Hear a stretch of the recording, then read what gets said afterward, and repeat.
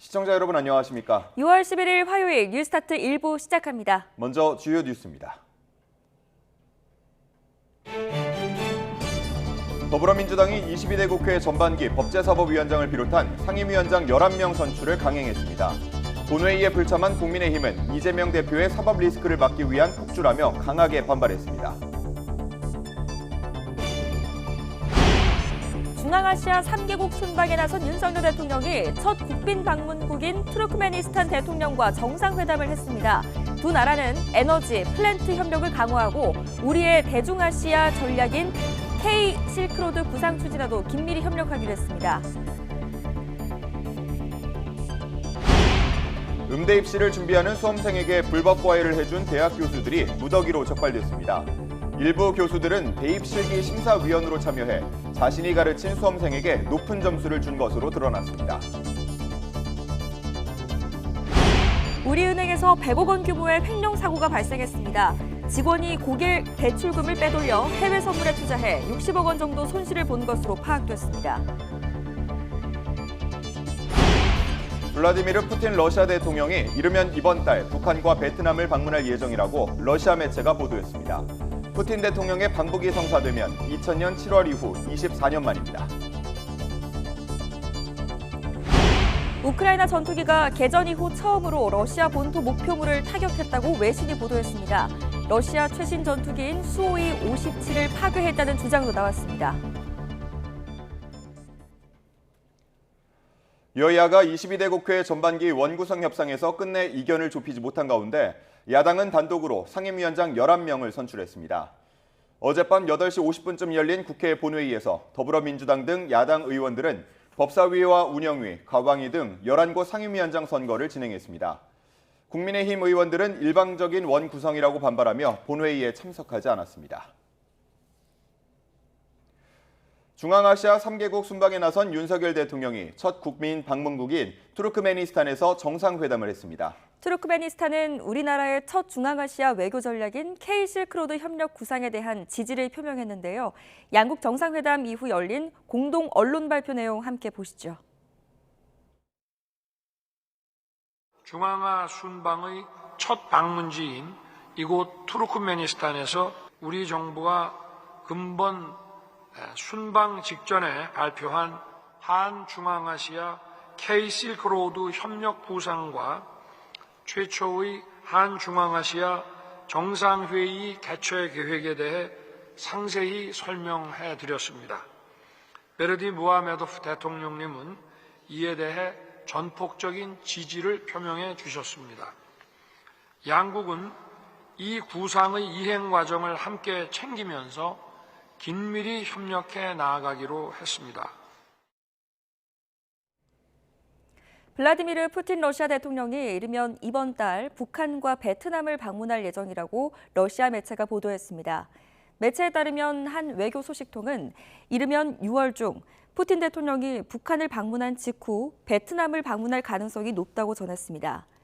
푸틴 대통령이 이번에 답방할 경우 김정일 국방위원장이 집권하던 2000년 7월 이후 24년 만에 다시 북한을 방문하게 됩니다.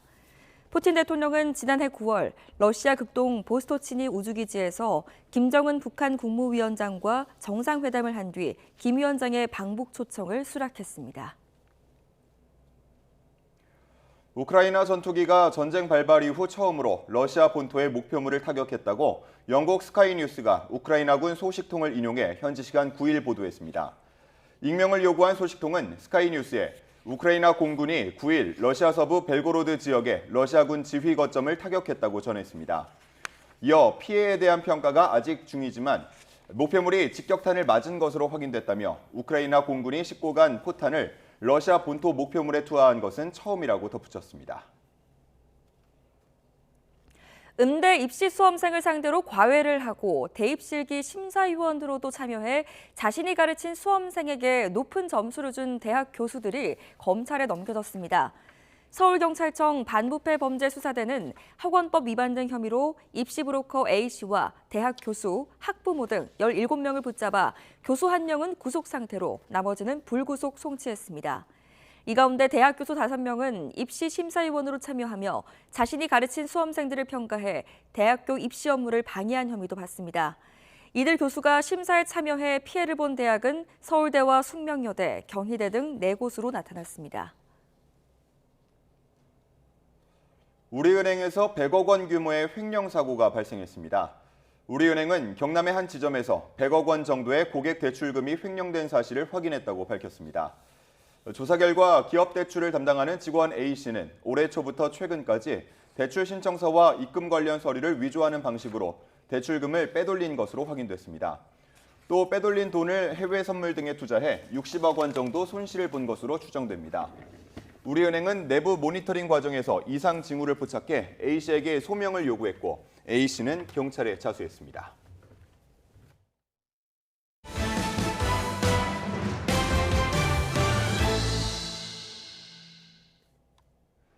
더불어민주당이 그간 여야 원구성 협상에서 강력히 요구해온 상임위원장 11명을 끝내 단독 선출했습니다. 국민의힘은 야당이 이재명 대표 방탄을 위해 주요 상임위를 독식하려는 것이라며 반발했습니다. 이준엽 기자입니다. 우원식 국회의장과 여야 원내대표가 개원 닷새 만에 만난 자리, 시작부터 신경전이 거셌습니다. 민주당은 일하는 국회를 위해선 국회법상 시한을 지켜 상임위 배분에 맞춰야 한다고 주장했고, 국민의힘은 그간 선배들이 쌓아온 합의의 관례를 지켜야 한다며 물러서지 않았습니다. 관례도 중요하지만 관례가 법보다 우선일 수는 없습니다. 국민의힘이 의회 독재라고 말하는 것은 명백한 언어 도단입니다. 민주당 의총의 대변 아닌가 이렇게 정말 생각할 정도로 우려스럽기. 오랜 국회법 해석이 협의는 사실상 합의다.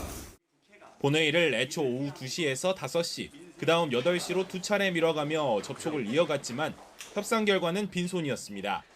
총선 민심을 받들어야 한다며 법사위와 운영위, 과방위를 요구한 민주당에 국민의힘은 원내 2당과 여당 몫이었던 이들 상임위를 내줄 수 없다며 평행선에 달린 겁니다. 협상 막판 국민의힘은 법사위원장을 여당에 양보하면 운영위와 과방위를 양보하겠다며 절충안을 제시했지만 민주당은 법사위는 양보할 수 없는 요구했던 데다 협상 시한까지 임박했다며 거절했습니다.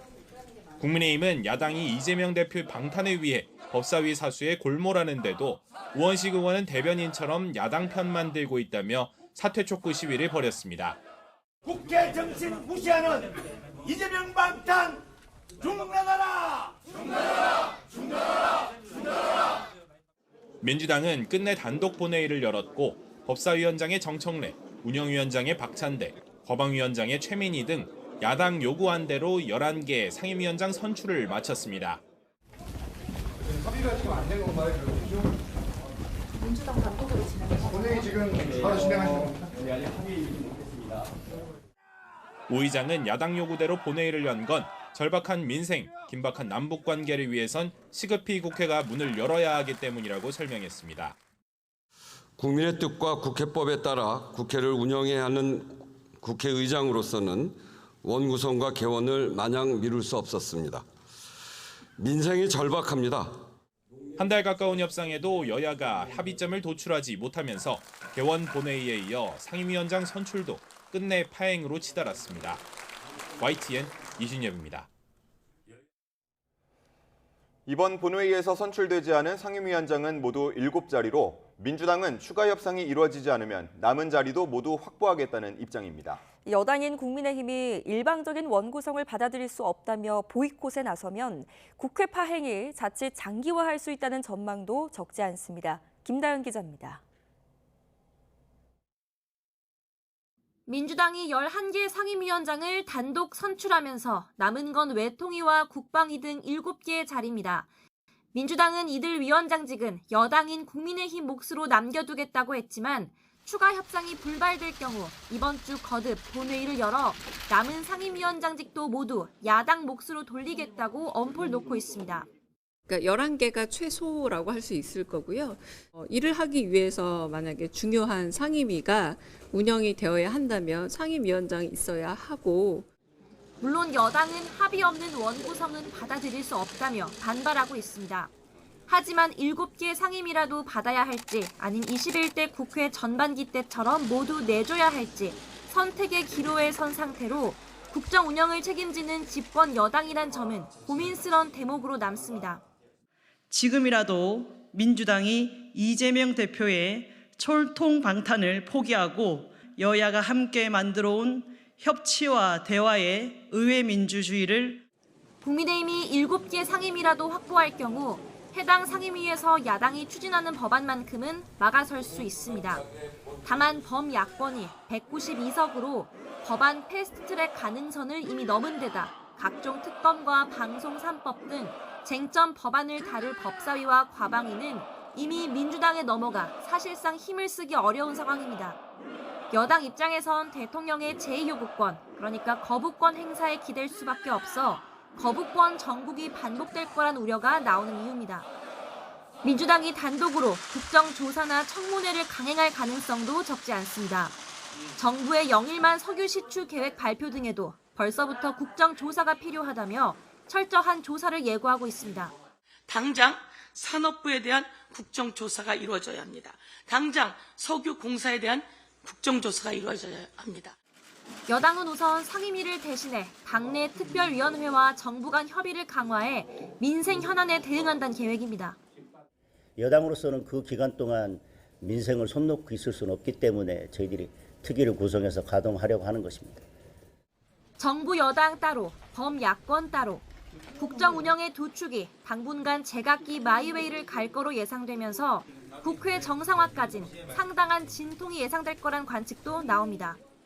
YTN 김다연입니다. 국민의힘은 오늘 의원총회를 열고 더불어민주당이 법사위와 운영위, 과방위 등 11곳 상임위원장을 단독 선출한 것과 관련한 후속 조치를 논의합니다. 추경호 원내대표는 국회에서 기자들과 만나 당 대응 방안에 여러 아이디어가 제시돼 추가로 의총을 열어 토론을 이어가기로 했다고 밝혔습니다. 이어 민주당이 모든 법안을 독주할 때 과속을 일부 방지할 수 있는 상임위가 법사위라며 민주당의 법사위원장 단독 선출을 거듭 규탄했습니다. 윤석열 대통령이 투르크메니스탄에 도착해 중앙아시아 3개국 순방 일정에 들어갔습니다. 윤 대통령은 투르크 대통령과 정상회담을 열어 에너지 플랜트 협력을 강화하고 우리의 대중앙아시아 전략인 K-실크로드 구상 추진에도 긴밀히 협력하기로 했습니다. 아시가바트에서 강희경 기자가 보도합니다. 중앙아시아 3개국 순방 일정을 시작한 윤석열 대통령이 첫 목적지인 투르크메니스탄에 도착했습니다. 지난해 12월 네덜란드 국빈 방문 이후 6개월 만이자 올해 첫 해외 순방으로 부인 김건희 여사도 동행했습니다. 윤 대통령은 도착 직후 환영식을 시작으로 세르다르 베르디 무하메도프 투르크메니스탄 대통령과 정상회담을 여는 등 곧바로 공식 일정에 돌입했습니다. 이어 투르크메니스탄과의 협력 강화 비전을 담은 공동 성명을 채택했습니다. 지역과 국제 문제, 경제에 투자, 문화와 교육 등 모든 분야에서 협력을 강화하기로 뜻을 모았습니다. 협력의 지평을 미래지향적으로 확대함으로써 우리의 호혜적 동반자 관계를 더욱 심화 발전시키기로 하였습니다. Mefana iri kampanyalarının energetika, ulu, kommunikasyalar yalı ulumlarda neticeli işleyenliği belirlenildi.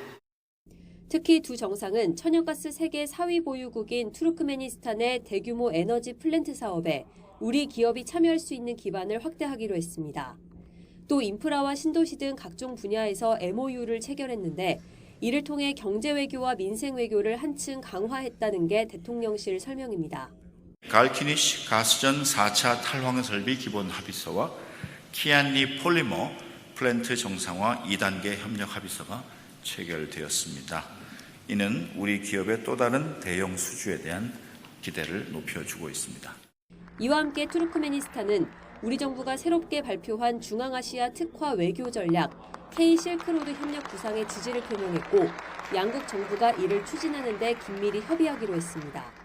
윤 대통령은 투르크메니스탄에 이어 카자흐스탄, 우즈베키스탄을 차례로 국빈 방문합니다. 우선 투르크메니스탄의 협력과 지지를 확보하면서 중앙아시아와의 관계를 한 단계 더 도약시키기 위한 첫걸음을 내디뎠다는 평가가 나옵니다. 아시가바트에서 YTN 강희경입니다. 중앙아시아 3개국을 순방 중인 윤석열 대통령은 오늘 첫 방문국인 투르크메니스탄에서의 일정을 마무리하고 카자흐스탄으로 이동합니다. 윤 대통령은 현지 시각 11일 오전 한국과 투르크메니스탄 기업들이 참석하는 비즈니스 포럼에서 기조연설을 할 예정입니다. 이어 현 대통령의 부친이자 투르크 최고 지도자인 구르반굴리 베르디 무하메도프 전 대통령과 면담에 이은 친교 오찬을 가지며 투르크메니스탄 일정을 마무리하게 됩니다. 윤 대통령은 곧바로 카자흐스탄으로 이동해 고려인 동포, 재외 국민들과의 간담회를 진행하고 토카예프 카자흐스탄 대통령과 친교 만찬을 하며 순방 둘째 날 일정을 이어갈 계획입니다. 푸틴 러시아 대통령이 조만간 방북하게 되면 김정은 북한 국무위원장과 세 번째 정상회담을 하게 됩니다. 양측은 군사, 경제 등 전방위적으로 협력을 강화하는 방안을 논의할 것으로 보이는데 최근 북한이 실패한 군사정찰위성 발사 관련 기술 이전 문제도 다뤄질지 관심입니다. 조수연 기자입니다. 푸틴 대통령과 김정은 국무위원장은 2019년 4월 블라디보스토크에서 첫 정상회담을 했습니다. 이후 4년 만인 지난해 9월 러시아 보스토치니 우주기지에서 다시 만나 서방 진영에 함께 맞서기로 의견을 모았습니다. 그런 패권주의 세력에 맞서서 자기 주권적 권리와 또 안전 이익과 이걸 수호하기 위해서 정의의 위협을 벌이고 있는데 지난해 정상회담을 계기로 양측은 모든 분야에서 협력을 강화하며 밀착을 과시해왔습니다. 따라서 푸틴 대통령의 이번 방북을 통해 경제와 군사협력, 인적 교류 등을 계속 심화한다는 공동 메시지를 내놓을 것으로 예상됩니다. 북한이 지난달 실패한 군사정찰 위성 발사에 러시아의 기술 지원을 받았을 가능성이 제기된 만큼 이번 회담에서 관련 논의가 이루어질지도 관심입니다. 협력할 수 있다는 여지는 보여주는데 전 기술, 위성뿐만 아니라 발사체라든가 이런 거에 관련된 기술들을 다 포괄적으로 해서 지금 전면 협력을 해나가겠다. 이런 거에 대해서는 지금까지도 계속 신중한 걸로 판단이 되고요. 그러나 이런 군사협력 내용이 현재 북러 간 체결된 설린 우호 협력 조약에 당장 반영되기는 어려울 수 있다는 전망이 나옵니다. 러시아로서는 한미일 안보협력 강화를 의식하는 상황에서 북한과의 군사협력을 조약에 담는 건 부담스러울 수밖에 없기 때문입니다. 다만 북핵 문제에 대해 푸틴 대통령은 북한을 두둔하는 입장을 취할 것으로 보입니다. 푸틴 대통령은 최근에도 북한이 위협을 느끼는 데 달리 무엇을 할 수 있겠느냐며 북한의 도발을 정당화했는데 이번에도 비슷한 수준의 발언이 예상됩니다. YTN 조수연입니다. 네, 우크라이나가 개전 이후 처음으로 전투기를 동원해서 러시아 본토 목표물을 타격했다고 외신이 보도했습니다. 러시아가 자랑하는 최신 전투기 수호이 57도 공격했다며 위성 사진도 공개했습니다. 하지만 미국의 무기 사용 승인에도 공격 효과는 제한적일 것이라는 전망이 나옵니다. 정유신 기자입니다. 우크라이나 전투기가 러시아 서부 벨고로드 지역 러시아군 지휘 거점을 타격했다고 영국 언론이 보도했습니다. 지난 2022년 2월 전쟁 발발 이후 우크라이나가 전투기를 동원해 러시아 본토 목표물을 타격한 것은 이번이 처음입니다. 우크라이나군 소식통은 목표물이 직격탄을 맞았다고 전했지만 작전에 나선 전투기 기종과 포탄 종류는 알려지지 않았습니다. 또 후케에서 아조프해로 이동한 러시아 상륙함을 상대로 협동 공격을 가했다고 전했습니다. 앞서 우크라이나군은 지난주 미군이 지원한 하이마스 미사일로 벨고로드 공격에 나섰습니다. 최근 미국 등 서방이 러시아 본토 목표물을 공격하는 데 자국의 무기를 사용할 수 있도록 허용하면서 가능했습니다. The United States is standing strong with Ukraine. We're standing with our allies and we're standing with France. We will not say it again, walk away. 이와 별도로 우크라이나는 드론을 이용해 러시아 영토 내 주요 목표물 공격에 나서고 있습니다. 특히 우크라이나는 국경에서 600km 떨어진 러시아 공군기지에서 최신의 전투기 수호이 57을 처음으로 타격했다고 밝혔습니다. 공개된 위성 사진을 보면 대당 700억 원대로 알려진 수호이 전투기 일부분이 손상됐고 주변에 검게 그을린 흔적도 보입니다. 오는 여름 서방이 지원하는 F-16 전투기 일부가 인도되면 우크라이나는 본격적인 러시아 본토 공세에 나설 계획입니다. 우크라이나는 전투기 상당수를 안전을 위해 해외 기지에 배치할 방침이라고 전했습니다. 이에 대해 러시아는 우크라이나 밖에 있더라도 러시아를 공격하면 격추될 것이라고 사전 경고하고 나섰습니다. 이와 관련해 우크라이나가 서방 무기를 사용해 러시아 본토 타격에 나섰지만 주요 기지 80% 이상이 공격 범위 밖이라 효과는 제한적일 것이란 분석도 나옵니다. YTN 정신입니다. 벨라루스는 러시아의 전술 핵무기 훈련 2단계에 자국군이 참가하고 있다고 외신들이 보도했습니다. 벨라루스 국방부 장관은 현지 시간 10일 보복 무기 사용에 대한 준비를 강화하기 위한 사전 조치로 훈련이 시행됐다고 밝혔습니다. 그러나 훈련이 어디에서 어떤 무기를 사용해 이루어지고 있는지는 언급하지 않았습니다. 러시아 국방부는 훈련이 3단계에 걸쳐 진행되며 그중 2단계에는 전술 핵 미사일이 배치된 벨라루스가 참여한다고 설명했습니다.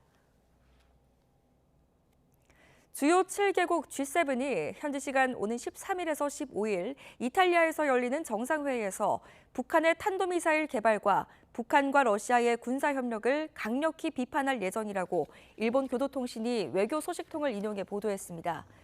교도통신은 G7 정상들이 회의 후 발표하는 정상 성명에 이러한 내용이 담길 것이라고 전했습니다. G7 정상들은 성명에서 북한의 탄도미사일 개발을 비판하고 러시아가 북한으로부터 미사일을 조달하는 것은 유엔 안보리 결의 위반이라고 지적합니다. 오늘의 주요 재판 일정입니다. 학교폭력 소송 재판에 출석하지 않아 피해 학생 측을 지게한 권경의 변호사에게 유족들이 낸 손해배상 소송 결론이 오전 10시 15분에 나옵니다. 앞서 유족들은 재판이 끝날 때까지 권 변호사에게 사과나 해명 한마디 듣지 못했다고 호소하기도 했습니다. 네, 오후 4시부터는 국가대표 출신 전 야구 선수 오재원 씨의 마약 투약 혐의 두 번째 공판이 열립니다. 오 씨는 2022년 11월부터 1년 동안 11번에 걸쳐 필로폰을 투약한 혐의를 받는 가운데 지인의 명의까지 도용해 투약에 나섰던 것으로 조사됐는데 오 씨는 첫 재판에서 투약 혐의를 인정했습니다. 지난 2018년 지방선거 당시 민주당 후보였던 송철호 전 울산시장 당선을 위해 청와대가 개입했다는 의혹에 대한 항소심 재판도 오후 2시 반부터 두 번째 공판이 진행됩니다. 앞서 1심은 경쟁자였던 김기현 전 울산시장 수사를 청탁한 혐의로 송철호 전 울산시장에게 징역 3년을, 청탁을 전달받아 수사를 지휘한 혐의를 받는 황운하 의원에게 징역 3년을 선고했습니다. 오늘 재판에는 이인걸 전 청와대 특감반장이 증인으로 나올 것으로 보입니다. 대장동 개발 비리 의혹 등으로 기소된 이재명 대표의 관련 재판도 오전 10시 반쯤 진행됩니다. 음대 입시를 준비하는 수험생에게 불법 과외를 해준 대학 교수들이 무더기로 적발됐습니다. 일부 교수들은 대입 실기 심사에도 참여해 직접 가르쳤던 수험생에게 높은 점수를 준 것으로 드러났습니다. 윤태인 기자입니다. 수업이 진행될 장소와 내용, 그리고 상세한 수업료 내역까지 입시 브로커 A씨가 성악과 입시를 준비하는 대입 수험생 부모와 주고받은 문자 메시지입니다. A씨는 마스터 클래스라는 거창한 이름을 붙이곤 불법 과외교습소를 운영했습니다. 현직 대학 교수들을 대거 끌어들여 수험생들을 가르치게 한 겁니다. 후부터 발성은 물론 1:1 지도까지 철저히 비밀 수업으로 진행했습니다. 참여한 대학 교수는 모두 13명으로 2년여 동안 수험생 30여 명이 수백 차례 과외를 받으며 30분에 최고 70만 원씩에 달하는 초고액 비용을 지불했습니다. 이 같은 불법 과외는 조직적 입시 비리로도 이어졌습니다. 대입 성악과 실기평가 심사위원들은 이해관계에 있는 학생이 입시에 지원하면 학교에 알릴 것을 서약했지만 대학 교수 5명은 이를 어기고 서울대와 경희대, 숙명여대 등 총 4개 대학교 성악과 입시에 심사위원으로 참여해 과외교습으로 가르친 학생을 직접 평가했습니다. 실제 입시 비리가 벌어진 한 대학교 실기시험장 앞입니다. 시험은 수험생들이 누군지 알 수 없도록 블라인드 형태로 진행됐지만 심사위원으로 참여한 교수들은 목소리와 실기곡으로 과외 학생을 알아보고 높은 점수를 줬습니다. 당시 채점표를 보면 60점대에서 80점대 초반 점수가 대부분인데 독보적으로 90점을 받은 학생이 2명, 심사위원으로부터 과외를 받은 학생들입니다. 이렇게 높은 점수를 받은 수험생 중엔 합격생도 있는 것으로 파악됐습니다. 관련 학계에선 터질 게 터졌다는 분위기도 읽힙니다. 전부 다 쉬쉬쉬 하고 있었는데 근데 이렇게 카르텔처럼 조직이 돼가지고 한 거는 사실은 처음입니다. 네. 적발된 교수들이 심사에 참여해 피해를 본 대학들은 학생 선발 과정의 공정성을 강화할 계획이라고 설명했습니다. 경찰은 브로커 A씨와 대학 교수들은 물론 학부모 2명을 포함해 모두 17명을 검찰에 넘기고 이 가운데 죄질이 무거운 교수 1명은 구속 송치했습니다. YTN 윤태인입니다. 경제 한 줄 뉴스입니다. 최근 1년간 가구 수가 많은 대단지 아파트는 뚜렷한 가격 상승세를 보이는 반면 가구 수가 적은 단지 아파트는 가격이 내려가는 양극화 현상이 전국적으로 나타났습니다. 부동산 R114가 지난달 전국 아파트의 3.3제곱미터당 가격을 1년 전인 지난해 5월의 값과 비교해보니 1,500가구 이상 대단지는 1.59% 올랐고 1,500가구 미만 1,000가구 이상 단지는 마이너스 0.44%, 700가구 이상 1,000가구 미만 단지는 마이너스 0.75%를 기록했습니다. 경매에 나온 아파트의 감정가 대비 낙찰가의 비율인 낙찰가율도 고가 아파트가 많은 지역이 그렇지 않은 지역보다 훨씬 높은 것으로 확인됐습니다. 지난달 서울 송파구의 낙찰가율은 100.7%, 용산구는 95.1%를 기록해 서울 시내 전체보다 높았고 강북구의 낙찰가율은 69.6%, 도봉구 76.3% 등으로 큰 차이를 보였습니다. 회장 자녀 회사의 인력을 부당 지원한 한국콜마 계열사에 대해 공정거래위원회가 시정명령과 함께 과징금 5억 1천만 원을 부과하기로 했습니다.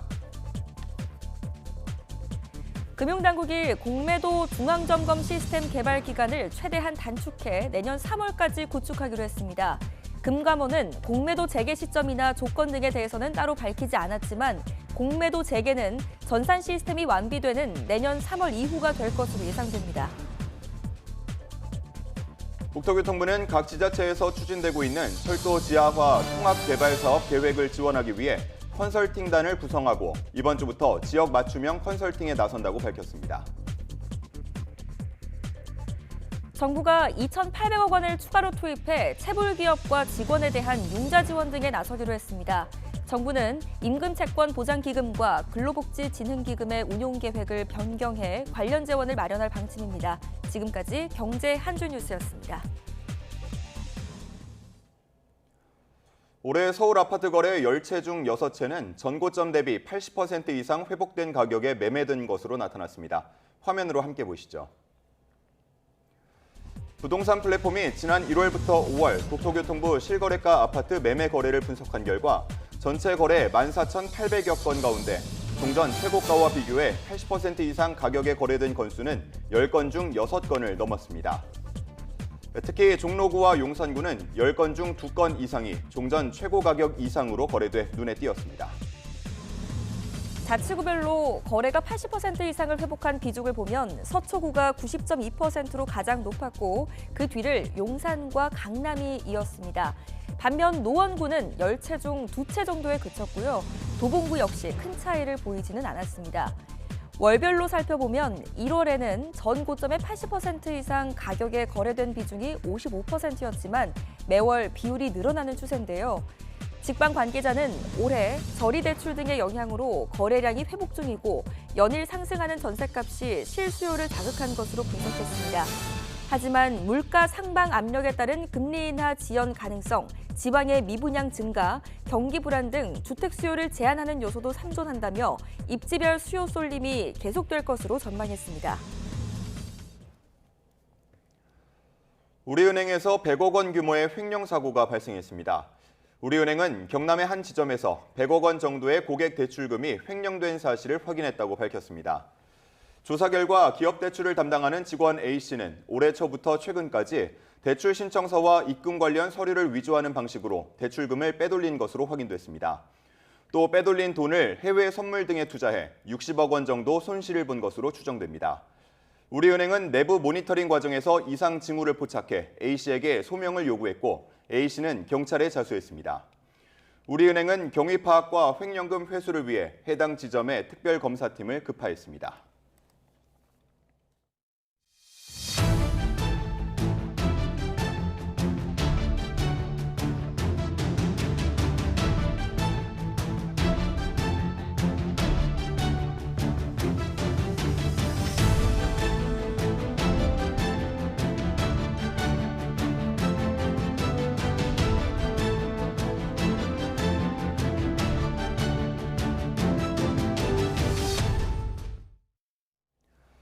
대한의사협회가 오는 18일 집단 휴진을 예고한 가운데 정부가 법적 대응을 경고했습니다.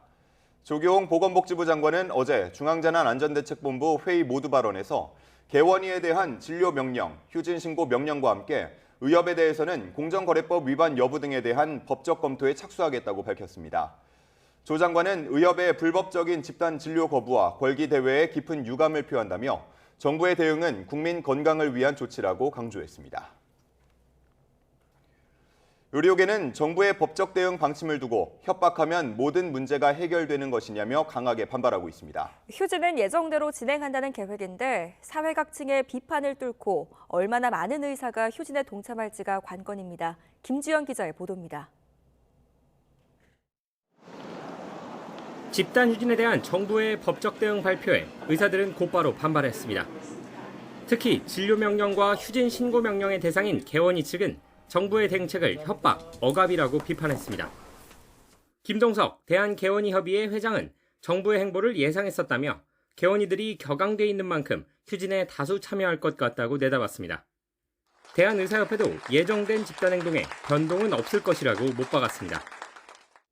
우리는 작금의 의료농단 사태를 바로잡아 대한민국 의료가 올바로 세워질 때까지 결코 총력 투쟁을 멈추지 않을 것이다. 하지만 사회 각계에서는 의협보다 정부에 힘을 실어주는 목소리가 큽니다. 환자단체들은 의사들의 집단 휴진이 극단적 이기주의라며 정부의 처벌을 요구했습니다. 병원 노조들은 환자의 생명을 담보로 하는 휴진이라고 규정하며 명분이 없는 만큼 철회해야 한다고 주장했습니다.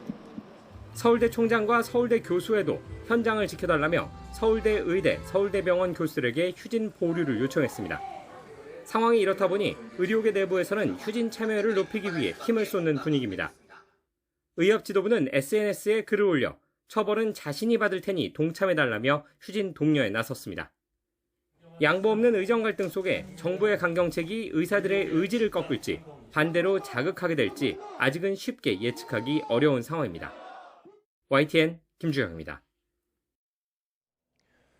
동해 심해 가스전과 관련해 논란이 이어지자 정부가 정면 대응에 나섰습니다. 정부는 과거 사례와 비교해 20%의 확률이면 시추를 시도할 만하다며 적극 방어에 나섰습니다. 하지만 액트지오사의 체납 부분은 확인하지 못했음을 인정하고 사과했습니다. 오동건 기자입니다.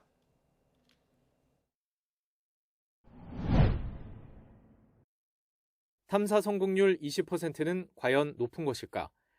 시추에 천문학적 비용이 들어가기에 20%의 확률에 대해 많은 의문이 제기됐습니다.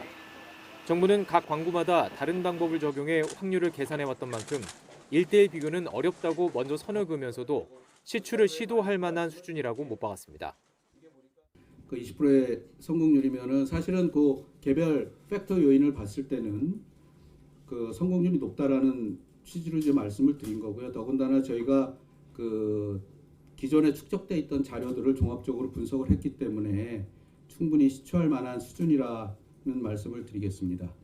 금세기 최대 심해 유전인 가이아나 유전도 같은 계산법으로 16%에 불과했음을 다시 한번 강조했습니다.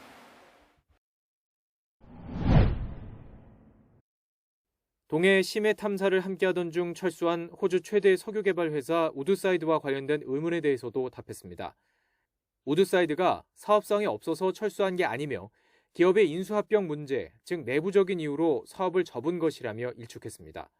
더불어 우드사이드가 액트지오와 같은 자료를 보고 사업의 가능성을 판단한 게 아니라고도 밝혔습니다. 서공사에서 독자적으로 수행했던 대륙분과 관련된 자료들, 또 그 대륙 사면과 관련된 자료들, 이 자료는 우드사이드가 분석을 안 했었고요. 그러니까 종합적인 자료를 기본적으로 액트지오사에서 분석을 한 거다라는 말씀을 드리겠습니다. 자료를 분석한 액트지오의 신뢰성에 대해서도 정부는 시간을 할애했습니다.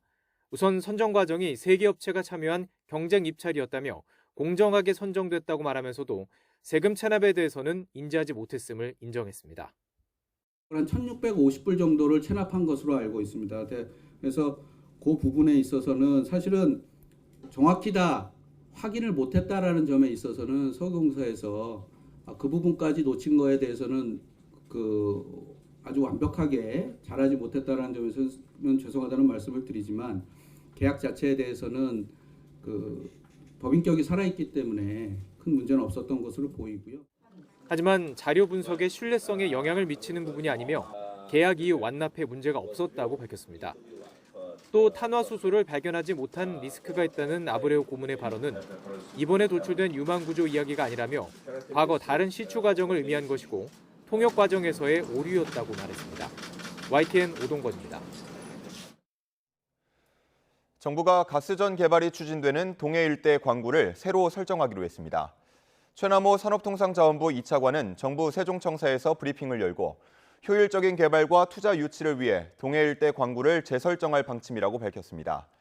이는 대왕고래 등 새롭게 발견된 유망구조가 기존 광구에 걸쳐 있어 구획을 새롭게 정리해야 할 필요성이 생겼기 때문입니다. 이를 통해 정부는 해외 투자를 유치한다는 계획입니다. 이와 함께 12월 말 본격적인 시추를 위해 다음 달에 첫 시추 해역을 선정하기로 했습니다. 정부는 시추와 시추 자료 분석에 각각 석 달 정도씩 걸린다며 내년 상반기에 첫 시추 결과가 나올 것으로 전망했습니다. 최대 140억 배럴 규모로 추정되는 동해심의 가스전 개발이 본격화하는 가운데 사업을 총괄하는 한국석유공사 수장이 교체될 거란 전망이 나오고 있습니다. 에너지업계에 따르면 지난 2021년 6월 취임한 김동섭 석유공사 사장 임기가 지난 7일로 끝났고 연임 대신 새 인물이 석유공사를 이끌 것이란 관측이 확산하고 있습니다. 네, 우리 군의 대북 확성기 방송 재개에도 북한은 300개 넘는 오물풍선을 추가로 살포했습니다. 우리 군은 맞대응을 자제하며 확성기를 가동하지 않았는데 북한군이 대남 확성기를 설치하는 모습이 우리 군에 의해서 포착됐습니다. 김문경 기자입니다. 대북 확성기 방송 재개 이후 북한이 추가로 날린 오물풍선은 310여 개. 확성기 방송을 6년 만에 재개했지만 군 당국은 북한의 추가 도발에도 방송을 이어가지 않았습니다. 전략적 판단에 따른 것이라는 게 그 이유입니다. 우리 군은 전략적, 작전적 상황에 따라서 융통성 있게 작전을 시행하고 있습니다. 또 여러 가지 상황을 고려해서 필요한 시간만큼 필요한 시간대에 작전을 하고 있고. 확성기 방송의 책임은 전적으로 북한의 행동에 달려 있다고 해온 만큼 북한에 도발의 빌미를 주지 않겠다는 의지가 깔린 것으로 보입니다.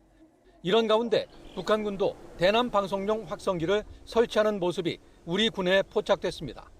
북한은 지난 2020년에도 대남 확성기를 설치하려다 김정은 위원장이 보류 결정을 내리는 등 확성기를 대북전단 맞대응 카드로 사용해왔습니다.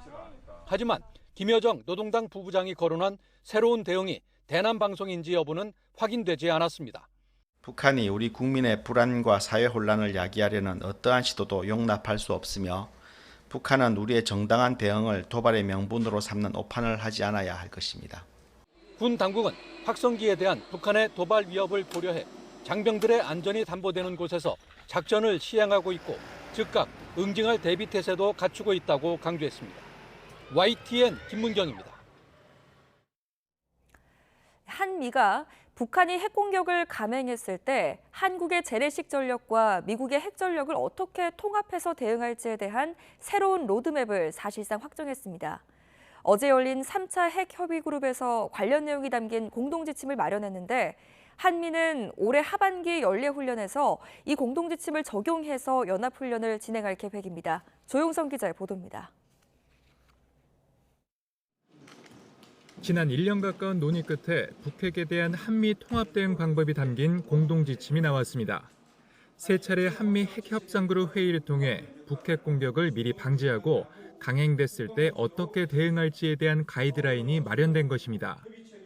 군사기밀이 포함돼 구체적인 내용이 공개되지 않았지만 한미의 북핵 대비 연습과 실전 교본, 소통체계 등이 모두 망라된 내용이 담긴 것으로 전해졌습니다.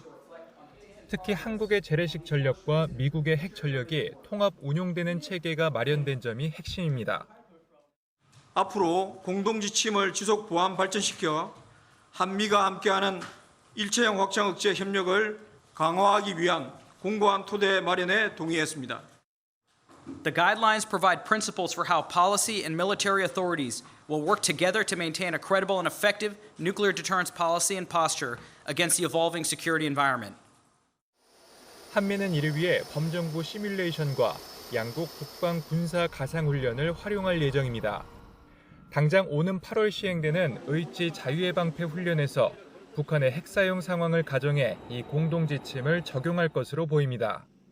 또 훈련을 연례적으로 진행하면서 위기를 대비해 협의 절차를 발전시켜가기로 했습니다.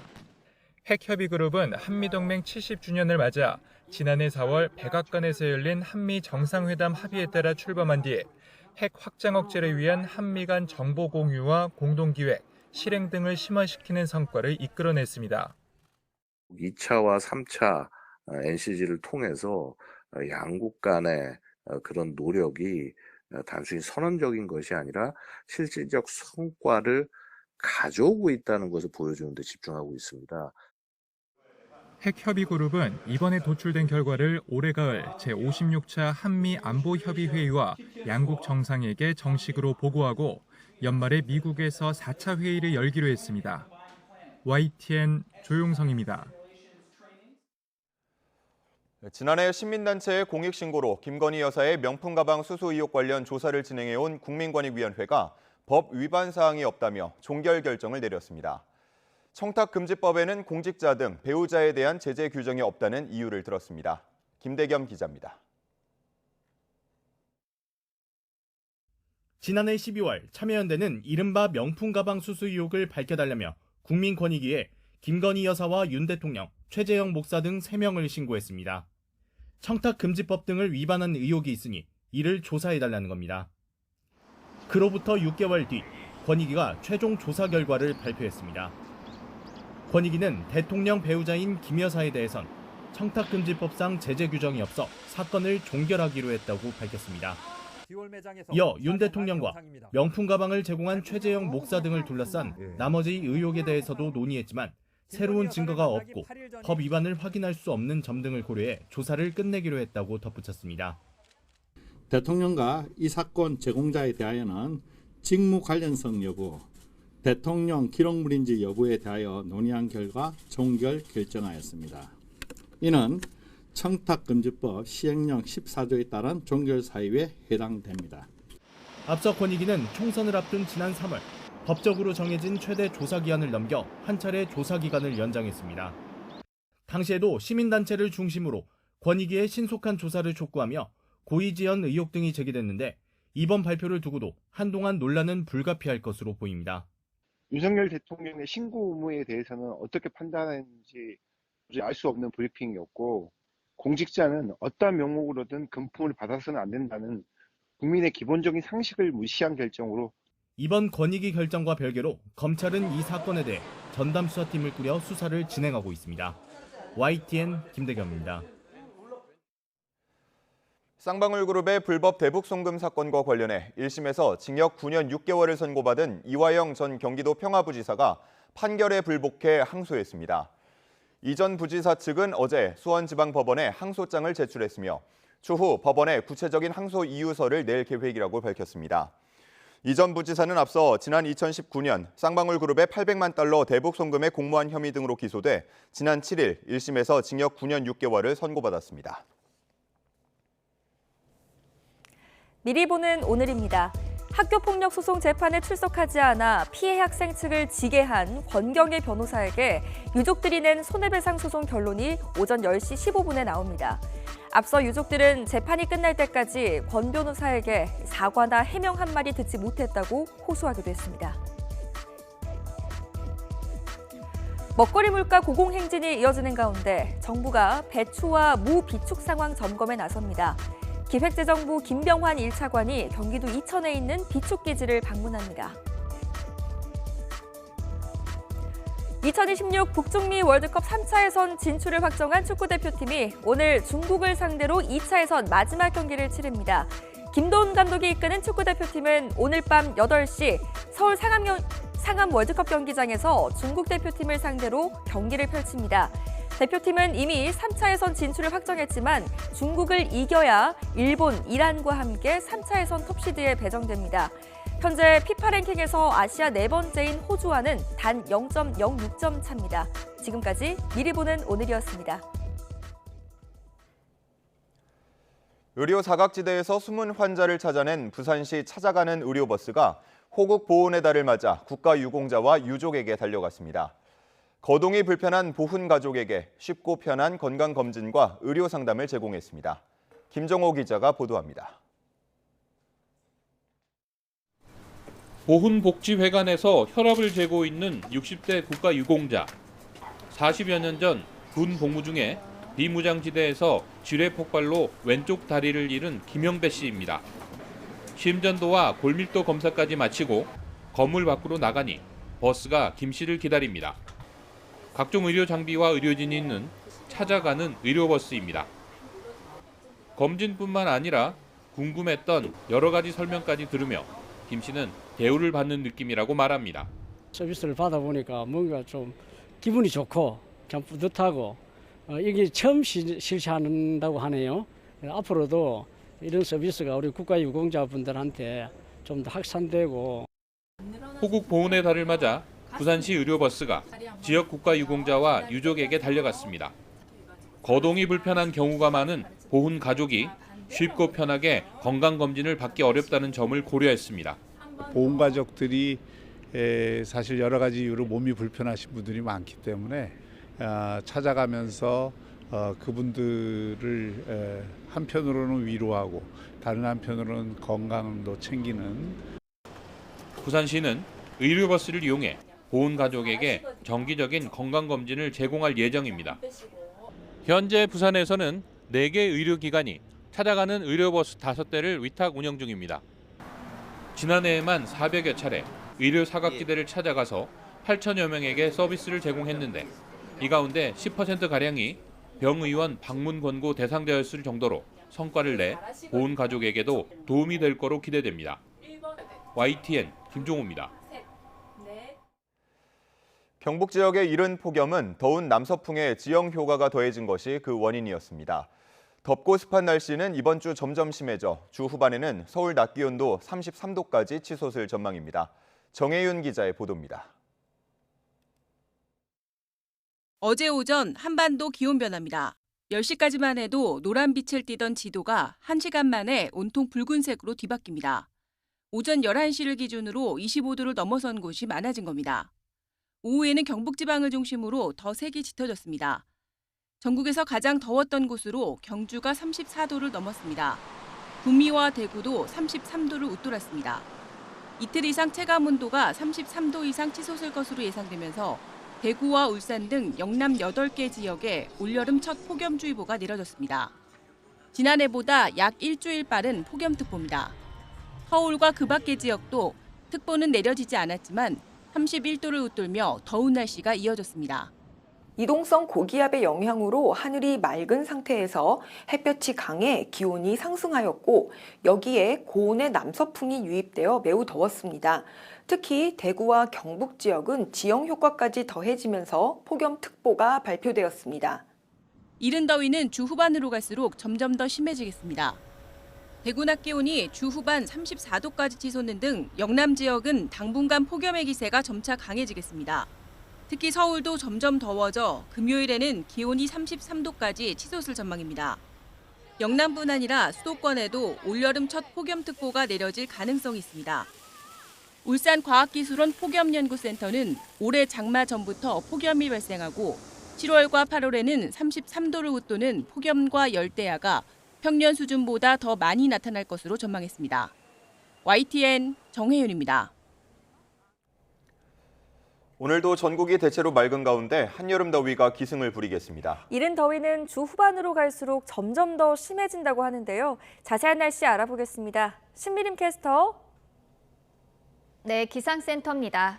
네, 오늘도 많이 덥다고요?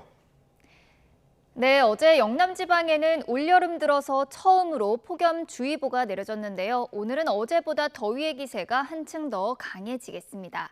오늘 서울 낮 기온은 32도로 예년 이맘때 기온을 5도나 웃돌겠고요. 폭염주의보가 내려진 경주는 무려 35도 선까지 치솟겠습니다. 자세한 지역별 기온부터 살펴보면 현재 서울 기온은 22도, 대전은 21.9도, 대구는 20.6도를 나타내고 있습니다. 오늘 낮 기온은 어제와 비슷하거나 조금 더 높겠는데요. 서울과 대전이 32도, 강릉은 33도, 대구는 34도까지 크게 오르겠습니다. 네, 요즘 하늘은 맑지만 소나기 소식이 잦습니다. 오늘은 어떤가요? 네, 대기가 불안정해지면서 소나기 구름이 자주 발달하고 있는데요. 오늘도 전국이 대체로 맑겠지만 영남 내륙에는 오후 한때 소나기가 지나겠습니다. 비의 양은 5에서 10mm로 곳에 따라서는 돌풍과 벼락을 동반하기도 하겠습니다. 또 아침까지 서해안에는 안개가 짙게 끼겠습니다. 출근길 교통안전에도 주의하셔야겠습니다. 낮 동안에는 강한 볕이 내리쬐며 자외선 지수가 높게 치솟겠고요. 오존 농도까지 점차 짙어지겠습니다. 네, 이번 주는 계속 이렇게 더운 건가요? 네, 주 후반까지 전국이 대체로 맑은 가운데 한여름 더위가 기승을 부리겠습니다. 특히 영남 지방은 폭염의 기세가 더 강해지겠고 금요일에는 서울도 33도까지 오르는 등 이른 더위가 절정에 달하겠습니다. 이에 따라서 수도권에도 올여름철 폭염특보가 내려질 가능성이 있으니까요. 더위 대비도 철저히 해주셔야겠습니다.